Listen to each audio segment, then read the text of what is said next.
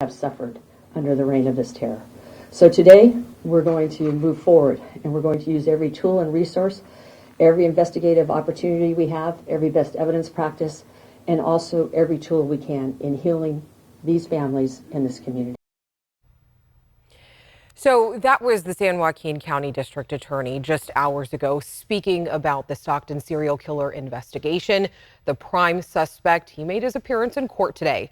We appreciate you tuning in here at 6:30. This is To the Point, and I'm Alex Bell. So if you want more from your local news, you are definitely in the right place.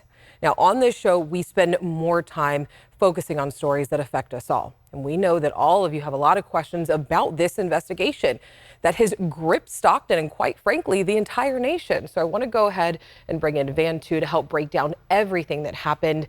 Van, first, what charges have been brought against Wesley Brownlee? Because some additional ones, they were actually announced today. Yeah, Alex, Brownlee is facing 3 murder charges with special circumstances. Because Brownlee was a felon at the time of these alleged crimes and faces multiple murder enhancements, he faces a minimum sentence of life in prison without possibility of parole and a maximum sentence of death. So, Alex, this is a capital punishment case.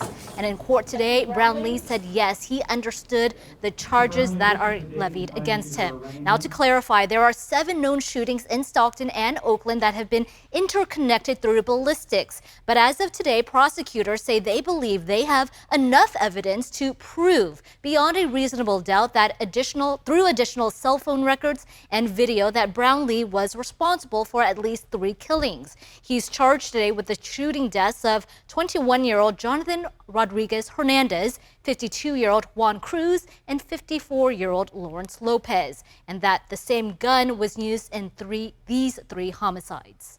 And what about the 4 other shootings? Did they have any information or linked evidence to any of those? So prosecutors made it clear that this is not the end of this investigation. For the other 4 shootings, including that first one where a woman had survived, evidence is still being processed, and investigators are still asking the community to share information so they can continue building their legal case. Now, Brownlee is back in court on November 14th, and that's when we can also expect more charges.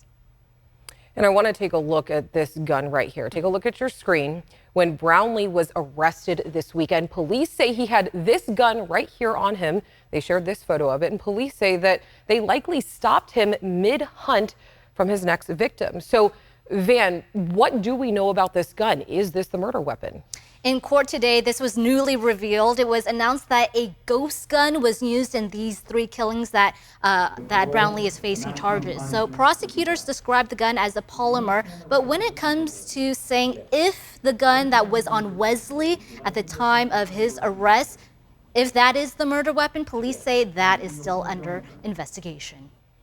And we also have been hearing a lot of questions about ballistics and just how these shootings are connected. Do we have any new details on that front? So federal investigators with the ATF are working with Stockton police, and the evidence was submitted to the National Integrated Ballistic Information Network. That technology allows investigators to connect shootings that appear to be isolated.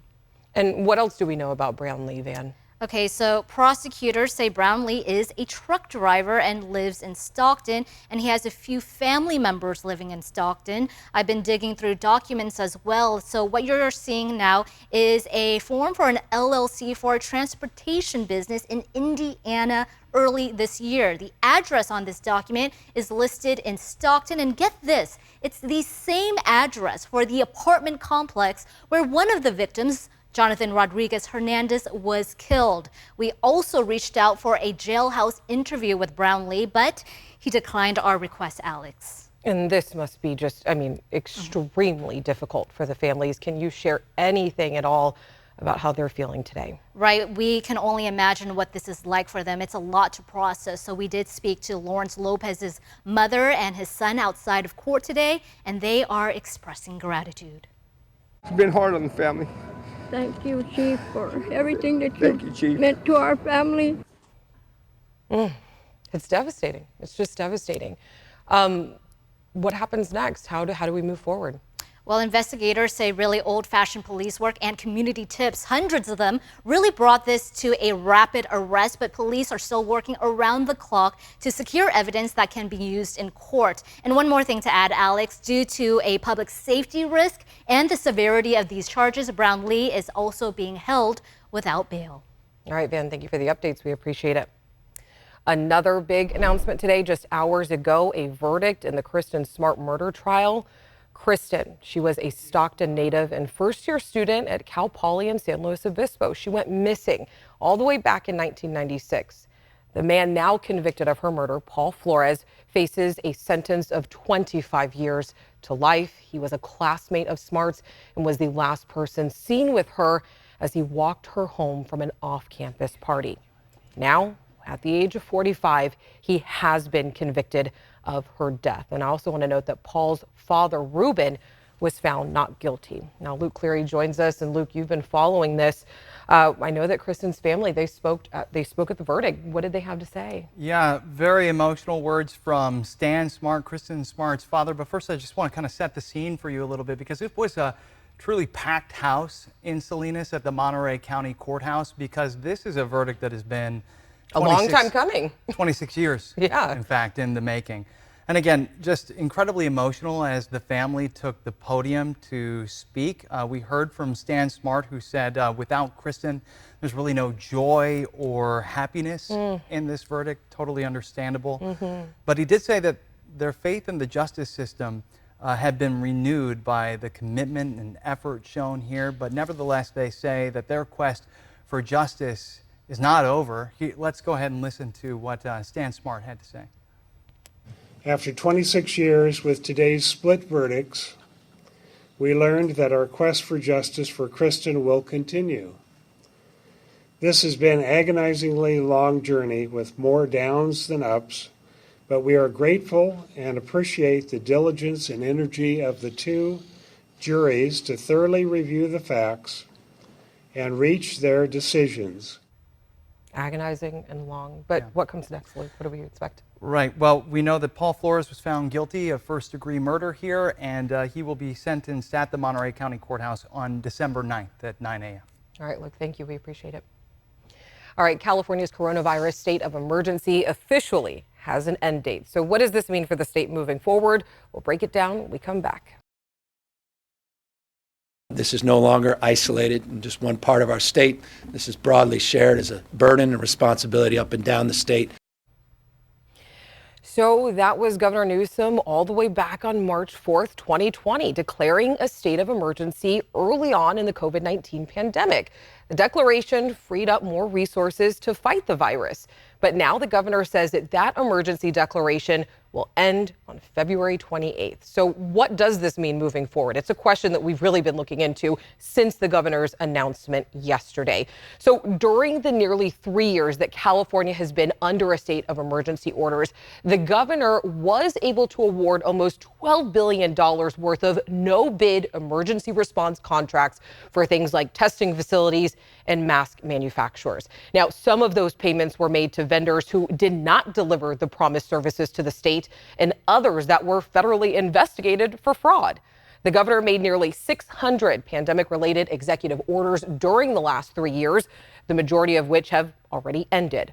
Now, California is one of 10 states to still have its COVID-19 state of emergency status in place since March of 2020. So what could change after February when the order ends? Well, Governor Newsom, he plans to pursue two changes when the legislature returns, which are allowing nurses to be able to dispense COVID therapeutics and then also for lab workers to process COVID tests. Now, right now, California is averaging 3,000 new cases a day. That's not including all of those tests that people take at home, too. And restrictions have eased and vaccines are widely available. And some people feel that the pandemic has already come to an end. But we wanted to know, how do you feel? Has the pandemic ended for you? So Stephanie says that the pandemic is surely not over for me due to my weakened immune system. And I'm still having to take precautions and will continue to do so for probably the rest of my life. This pandemic has shown that people's attitudes toward public health and well-being is that of an individualist one. Another viewer told us, I am just starting to view it as a flu or a sinus infection anymore. No need to freak out and shut everything down again. But with that being said, people just need to learn to cover their mouths when they cough or sneeze and wash their hands. I do agree with the coughing and the sneezing, and make sure you wash your hands. That's very important there. All right, but Wanda says that I worked at a skilled nursing facility. It's not over yet. Of course, I want to hear your thoughts. I want to hear how you feel about the state of emergency coming to the end.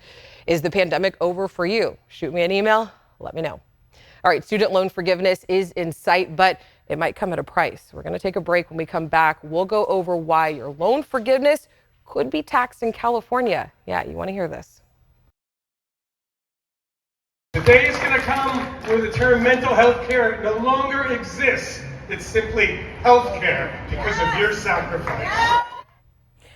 So something that we've been following closely here on To The Point is the Kaiser Permanente mental health care worker strike. And today we have an update. After a 10-week strike, this could all be coming to an end. So Kaiser and the National Union of Healthcare Workers announced today that they have reached a tentative agreement. The union represents some 2,000 mental health care workers across Kaiser's Northern California region, and members now have 2 days to vote on the agreement. If they approve it, the strike will end and members will have a new 4-year contract with Kaiser. All right, you've probably seen a lot about this. The beta application to apply for student loan forgiveness went live over the weekend, but if lawmakers don't act soon, that loan forgiveness will be taxed as income. That's about $500 on average. The loan forgiveness is tax exempt on the federal level, but as of now, California is one of 7 states that will tax it. Senator Tony Atkins and Speaker Anthony Rendon both pledged to change the law's tax code when they return to Sacramento for the next legislative session, saying, quote, one way or another, California will not tax federal student debt relief. But timing here is key for everything. It's key for this to really be a reality because people can start filing their taxes in January, and the legislative session starts up again in January. So Jared Walczak from the National Tax Foundation says that that's really cutting it close. But they'll be working in a tight window.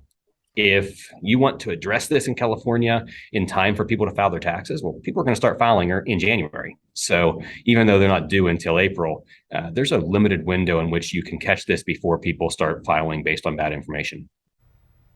There's also current litigation saying that the Biden administration does not have the authority to cancel student debt in the first place. So if that side ends up winning, you could expect to see those payments reappear in your accounts.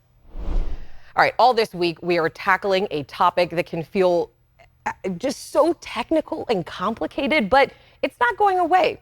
Cryptocurrency. So we sat down with experts to try to get a basic knowledge, because I know for me, it is very complicated to understand, but we want to make sure that you, as well as me, feel confident as this technology, it just becomes more common in our world. So last night, our lead reporter, Becca Habegger, she looked at what cryptocurrency is, and tonight she asked experts about the risk of investing in cryptocurrency and how someone can try it out. What are the risks of investing in cryptocurrency? Crypto is a speculative investment, which means the price goes up and down in value, which means you could lose some or maybe even all of your investment. It's important for people to kind of really acknowledge that. That's why you're not investing your rent money, you're not investing your mortgage money, you're investing your extra money. So the key thing to remember is that's not like investing in a stock. There's no dividend. The currency isn't going to grow. It won't be worth more unless more people want to use it, because the supply doesn't change quickly. The price will go up. Drawback is that you're going to have a lot more volatility. So it's certainly something to consider. It might be part of a portfolio. In the world of cryptocurrency, there are many different types of coins, with Bitcoin being one of the most well-known. Released in 2009, it hit its all-time high last November at more than $68,000 per coin. Since mid-June, the price of Bitcoin has been bouncing between a nearly 2-year low of roughly $18,000 to $25,000 per coin. Yes, in the short term, it is volatile. So I want to make that point. It is very, very volatile. what's the best way to give cryptocurrency a try? You do not have to buy an entire Bitcoin. I think that that's sometimes a myth for people that are new in the space. Like, oh, I have to, have $50,000 to buy one Bitcoin. Absolutely not. You can buy as little as $1. There are apps out there that allow you to transfer your US dollars into Bitcoin. I encourage people to start with Cash App. The reason why is you probably already have Cash App on your phone, maybe even buying stocks on Cash App. You might be even paying your friends on Cash App. Well, Cash App actually has a Bitcoin section. If you go to Coinbase or crypto.com, they all offer a wide range of different types of cryptocurrency. And you can buy and sell any number of different kinds to start a wallet. And I also encourage people to see cryptocurrency as a piece of a broader portfolio. You already might be investing in stocks and bonds. Great. Add crypto as another piece. This whole idea of diversification, it really does apply. It allows you to kind of spread the risk that you have for your entire investment portfolio. Is cryptocurrency taxed? When you decide to sell, that will be a reportable taxable event, and you'll face capital gains tax just like if you sold a house in real life. So it's not something, again, that you want to buy and then sell and then buy back, because you will face taxes. This is, again, a savings account. This is like a 401k. You kind of set it and forget it and don't worry about it. And just like in the typical investing world, if you don't understand it, never invest in it. If you don't understand it, don't invest in it. It's good advice. I'm going to be falling into that category. Our crypto queen here, Becca Hobbecker, with us. I mean, talk about risk. Just look at this past year. Really. Yeah, no kidding. I mean, like you saw, Bitcoin, for example, saw its highest point less than a year ago, and then it dipped down to the lowest point in 2 years, less than a third of the value of its high point. So, this can be volatile, as that expert says. But keep in mind, Bitcoin is just one of many coin types in this cryptocurrency universe. And each coin type comes with its own risk and its own value. But the more you invest, the more you're at risk to also lose as well. Sure. Yeah. I mean, so here's a really interesting example. Take the country of El Salvador. Back during the heady days of the atmospheric rise in the value of Bitcoin, about a year ago, the country of El Salvador became the first in the world to make Bitcoin legal currency. They invested more than $1 million back when Bitcoin was about $46,000 per coin. Well, now the value has gone, less than half of that. It's slashed less than half. And so this experiment of sorts that El Salvador is doing is not looking so good. They took a big risk.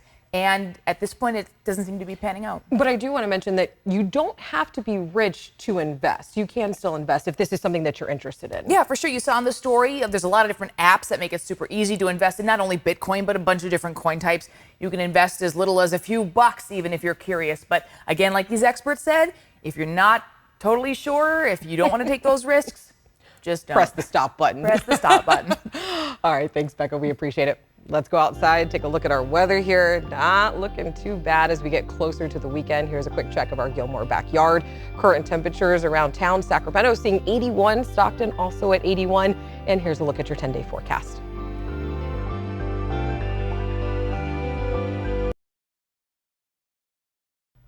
The middle-class tax refund payments have been making their way out, and some of them are even coming out a little early.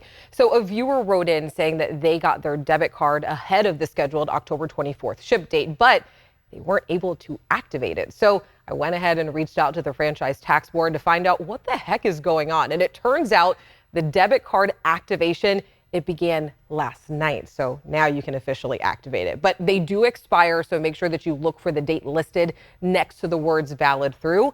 You can also call 800-240-0223 if you want to go ahead and activate your debit card.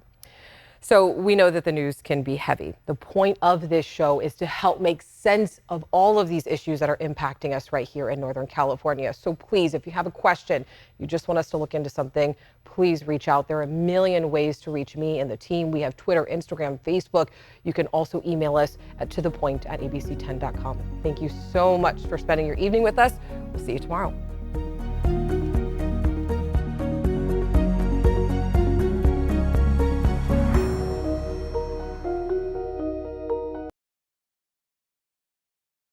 Hey, it's Alex. Just wanted to say thank you so much for watching.